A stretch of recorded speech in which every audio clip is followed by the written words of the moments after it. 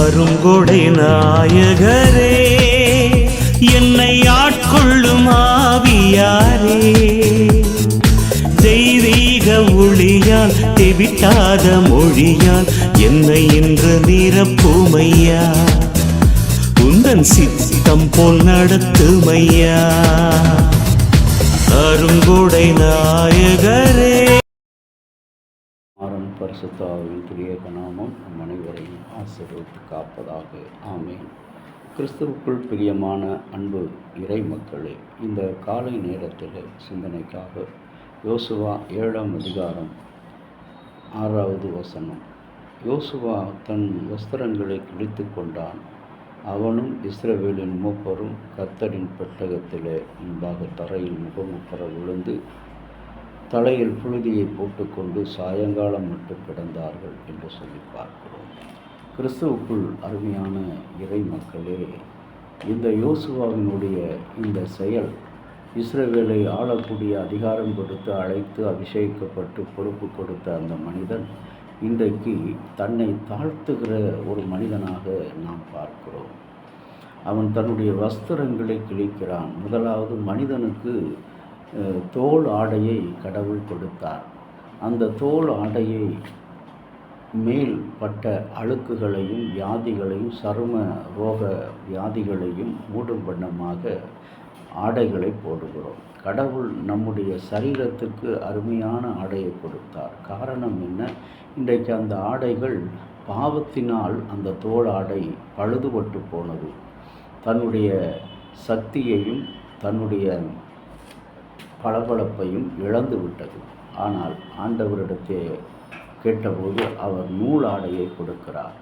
அதுதான் பரிசுத்த ஆவி என்கின்ற ஒரு ஆடை. இங்கே யோசுவா தன்னுடைய வஸ்திரங்களை கிழிக்கிறான், தரையிலே அமர்கிறான், கர்த்தருடைய சமூகத்துக்கு முன்பாக அமர்கிறான். இந்த செயல் அவனுடைய பாவத்தின் விளைவாக ஒரு நெருக்கடியான நேரங்களிலே கடவுளை சார்ந்து வாழுகிற அந்த நிலைக்காக தன்னை ஆண்டவரிடத்திலே அர்ப்பணிக்கிற ஒரு மனிதனாக நாம் காண்கிறோம். என்ன காரியம்? இந்த காரியம் எப்படி நடந்தது?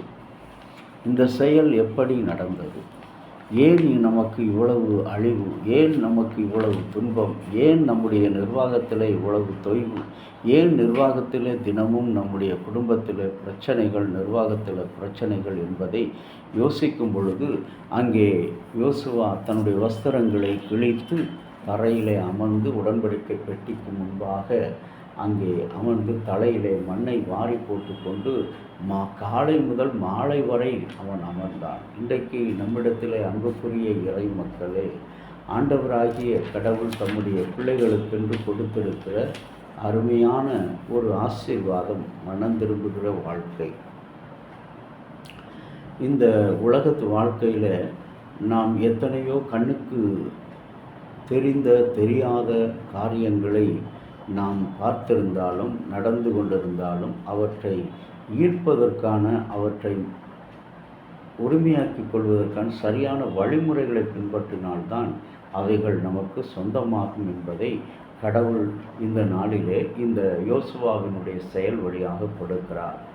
தந்தையே, நீங்கள் இதை சொல்லும் பொழுது நாங்கள் உலகத்தில் இன்றைக்கு இருக்கிற புதிய விதி, த லா ஆஃப் த அட்ராக்ஷன் என்கின்ற அந்த வாழ்க்கை, பிரபஞ்சத்தினுடைய அடிப்படையான விதிகளின் செயல்பாடுகள், இவை பிரபஞ்சத்தின் ஆன்மீக விதிகள் என்றும் காஸ்மிக் ஸ்பிரிச்சுவல் லா என்றும் அழைக்கப்படுகிற அந்த விதியின் ஈர்ப்பு விதி என்பதாக நம்முடைய மனநிலையை ஓட விடுகிறோம்.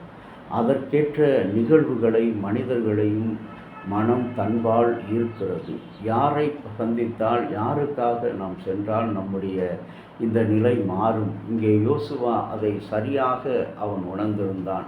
மனிதனை நம்புவதை பார்க்கிலும், வேவு பார்க்க அனுப்பப்பட்ட மனிதர்களை நம்புவதை பார்க்கிலும் கர்த்தரிடத்தில் திரும்புவது, அவருடைய உடன்படிக்கை பெட்டியிலே முன்பாக அமர்வது, தன்னுடைய நிலையை உணர்ந்து தலையிலே மண்ணை வாரி போட்டுக்கொள்வது, கடவுளே எங்களை காப்பாற்றும், எங்களை அழிப்பதற்காகவா அழைத்து வந்தீர் என்ற அந்த புலம்பலுக்கு நேராக தன்னை ஆண்டவரிடத்தில் உடன்படிக்கை பெட்டியில் கொடுக்கும் பொழுதுதான் கடவுளை ஈர்க்கின்ற காரியம், கடவுளை தமது பக்கமாக ஈர்க்கின்ற ஒரு செயலை, தனது பக்கமாக கடவுளை வரவழைக்கின்ற ஒரு செயலை யோசுவா செய்கிறான். இன்றைக்கும் அன்பான இறை மக்களே, நீங்களும் நானும் இந்த அருமையான நாளிலே கடவுளை நம் பக்கமாக ஈர்க்கின்ற ஒரு சக்தி, உலக தத்துவ ஞானி, பொருளாதார நிபுணர், சமூகவியலாளர், அரசியல்வாதி, பத்திரிகையாளர் என்றெல்லாம் சோசலிச புரட்சியாளர், சமூக பொருளாதாரம், அரசியல் மற்றும் இன்று பல துறைகளிலே விமர்சிக்கப்படுகிற அருமையான காரல் மார்க்ஸ் என்பவருடைய நினைவு தினம். அவர் நவீன அறிவியலின் முதன்மை கலைஞராக இருந்தார். காரல் மார்க்ஸ் பொதுவாக குறிப்பிடும் பொழுது சிறப்பு வாய்ந்த மூலதனம் நூலின் முதல் பகுதி 1867 அவர் மானிட சமூகங்கள் தங்களை உற்பத்தியும் செய்து கொள்கிறது என்பதை ஆய்வின் மூலமாக அற்புதமாக அவர் வெளிப்படுத்தினார். மானுட வரலாற்று இன்றைக்கும் கூட கிறிஸ்தவத்தில் இந்த மானுட வரலாற்றினுடைய மேன்மையை, உண்மையை, நன்மையை யோசுவா வழியாக அவன் கடவுளை தனது பக்கம் ஈர்த்து கொள்ள அவன் என்ன செய்தான்? ஆடைகளை களைந்து உடன்படிக்கை பெட்டிக்கு முன்பாக குப்புற விழுந்து தலையிலே மண்ணை அள்ளி போட்டுக்கொண்டு நாள் முழுவதும் கடவுளிடத்தில் மன்றாடினான். இன்றைக்கும் அப்படிப்பட்ட மன்றாட்டை நாம் செய்கிற மக்களாக இருக்க கடவுளை நோக்கி பார்ப்போம். இரக்கமுள்ள தகப்பனே, இன்றைக்கு எங்களிடையே இருக்கிற ஏழைகள், நோயாளிகள், இவர்களை பற்றி கரிசனை இல்லாமல் அவருடைய இருதயங்களை எல்லாம் நாங்கள் கரையும்படியாக, நம்பிக்கை இழந்து போக செய்யும்படியாக செய்த பொல்லாத வழிகளில் இன்றைக்கு நாங்கள் சென்று கொண்டிருக்கிறோம். அந்த வழிகளிலிருந்து எங்களை மாற்றும்படியாய் ஆண்டவரை யோசுவாவை போல் எங்கள் ஆடைகளை கிழிக்கிறோம் ஏசப்பா. இருதயமாகிய இந்த ஆடையை கிழிக்கிறோம் ஏசப்பா. ஆண்டவரை உம்முடைய உடன்படிக்கை, உம்முடைய ஆலயத்தின் சமூகத்தில் நாங்கள் முகங்குப்புற படுத்து விழுகிறோம் ராஜா.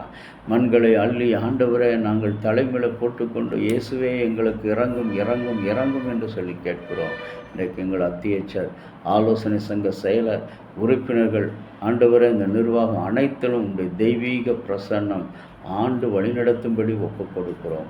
இறைமகனும் மீட்பரும் இரட்சகருமாகிய இயேசுவின் நாமத்தில் வேண்டிக் கொள்கிறோம் நல்ல பிதாவே, ஆமேன். தந்தையாகிய கடவுளின் அன்பும் மைந்தராகிய இயேசுவினுடைய அருளும் பரிசுத்த ஆவியினுடைய நல்ல உரம் பாதுகாப்பு உங்கள் அனைவரோடு இருப்பதாக. ஆமேன்.